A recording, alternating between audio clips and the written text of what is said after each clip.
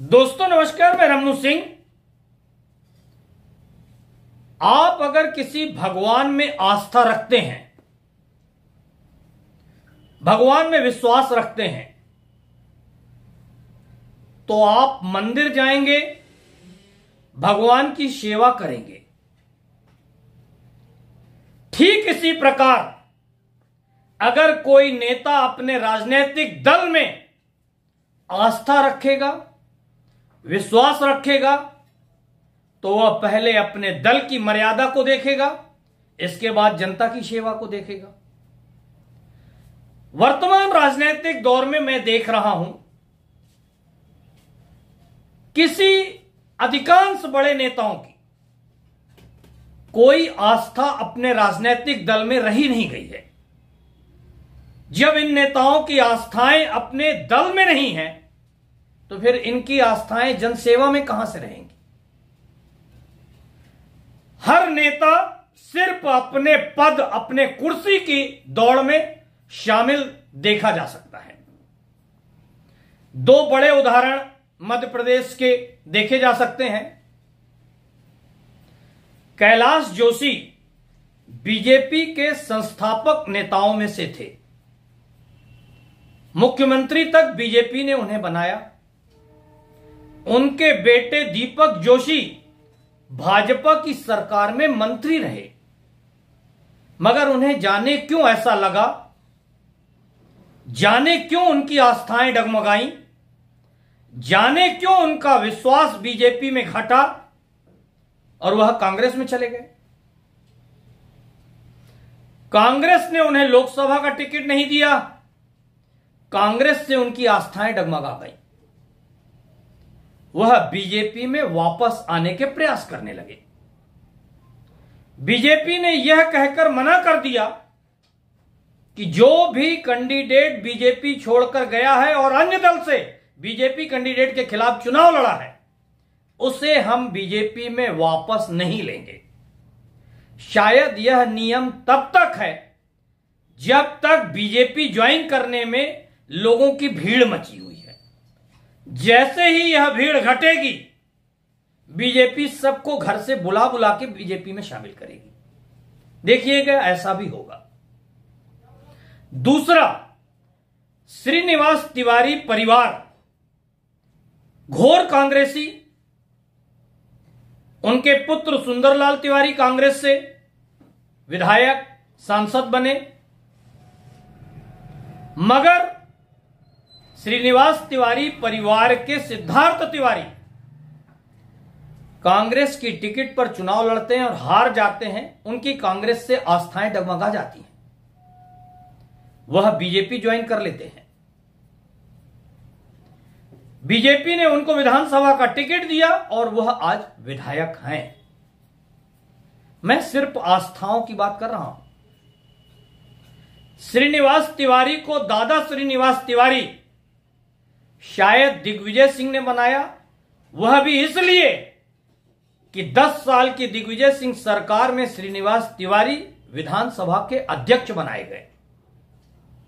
सिद्धार्थ तिवारी ने जैसे ही कांग्रेस छोड़ा, बीजेपी ज्वाइन किया, उन्होंने पहला बयान दिग्विजय सिंह के खिलाफ दिया। मैं सिर्फ आस्थाओं की बात कर रहा हूं। दिग्विजय सिंह न कांग्रेस के मुखिया हैं एमपी में, न उनसे कोई लेना देना। जब सिद्धार्थ तिवारी ने कांग्रेस छोड़ा, तो मध्य प्रदेश की कमान जीतू पटवारी के हाथ में। जीतू पटवारी के लिए सिद्धार्थ तिवारी ने एक शब्द नहीं बोला। कमलनाथ मुख्यमंत्री पद से हटे थे और कमलनाथ कमान संभाल कर चल रहे थे कांग्रेस की। अगर सिद्धार्थ तिवारी को कुछ बोलना चाहिए था तो कमलनाथ के लिए बोलते, लेकिन उन्होंने कमलनाथ के लिए भी कुछ नहीं बोला, क्योंकि दिग्विजय सिंह ने श्रीनिवास तिवारी को विधानसभा का अध्यक्ष 10 साल अपनी सरकार में बनाया था। इसलिए सिद्धार्थ तिवारी की आस्थाएं डगमगा रही थी दिग्विजय सिंह से। यह आस्था और विश्वास का सवाल है। ऐसे ही सिंधिया परिवार को देखा जाए तो मध्य प्रदेश में 2 बार कांग्रेस की सरकार सिंधिया परिवार के लोगों ने गिराई हैं, उपचुनाव करवाए हैं, दोबारा चुनाव करवाए हैं। विजया राजे सिंधिया ने अपनी राजनीति कांग्रेस से शुरू की, कांग्रेस की सरकार गिराकर वह भाजपा में शामिल हुई। माधवराव सिंधिया ने अपनी राजनीति बीजेपी से शुरू की, फिर वह बीजेपी छोड़कर कांग्रेस में चले गए। ज्योतिरादित्य सिंधिया ने अपनी राजनीति कांग्रेस से शुरू की, कांग्रेस की सरकार गिराकर वह भाजपा में चले गए। किनकी आस्थाओं पर विश्वास किया जाए? जब तक आपकी आस्थाएं आपके दल से नहीं होंगी, आप अपने दल के प्रति वफादार नहीं होंगे, तो आप मन से, दिल से, अपने सच्ची भावनाओं से जनता की सेवा कर ही नहीं सकते हैं।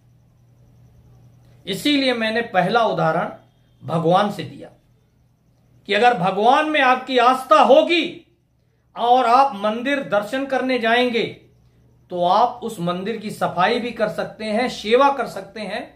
मगर अगर आपकी भगवान में आस्था ही नहीं होगी तो आप कतई सेवा नहीं करेंगे। मेरा कहने का तात्पर्य है कि रोज कोई ना कोई नेता दल बदल कर रहा है, तो जो दल बदल करने वाले नेता हैं उनकी आस्थाएं जनता की सेवा करने की हो ही नहीं सकती। सिर्फ वह कुर्सी पाने और कुर्सी हथियाने के लिए ऐसा करते आ रहे हैं। मैं विंध्य का एक बड़ा नाम लेने जा रहा हूं, राजेंद्र शुक्ला का। राजेंद्र शुक्ला कभी युवक कांग्रेस के प्रदेश कोषाध्यक्ष हुआ करते थे, भाजपा में गए, भाजपा ने उन्हें आज डिप्टी सीएम बना दिया है। दूसरे दल से आए हुए लोग, या ऐसा कहें कि आयात किए गए नेताओं को सत्ताधारी दल के लोग कुछ महत्व भी ज्यादा देते हैं। अब इसके पीछे आप कारण देखिए तो मुझे तो सिर्फ एक कारण समझ में आता है कि आप में कमाने की कला हो तो आपको सत्ता की बड़ी से बड़ी कुर्सी मिल सकती है। अब आप कहेंगे कि पैसा कमाने की बात, मैं कहूंगा नाम कमाने की बात। वैसे आप जो सोच रहे हैं सच वही है, लेकिन मैं फिर भी कहूंगा कि नाम कमाने के लिए यह लोग, सत्ताधारी दल के लोग, आयातीत लोगों को ज्यादा महत्व देते हैं। दोस्तों, एक और उदाहरण से आप लोग समझने का प्रयास करिए। क्रिकेट मैच आईपीएल चल रहा है। आईपीएल मैच में धोनी और विराट कोहली की टीम आमने सामने थी।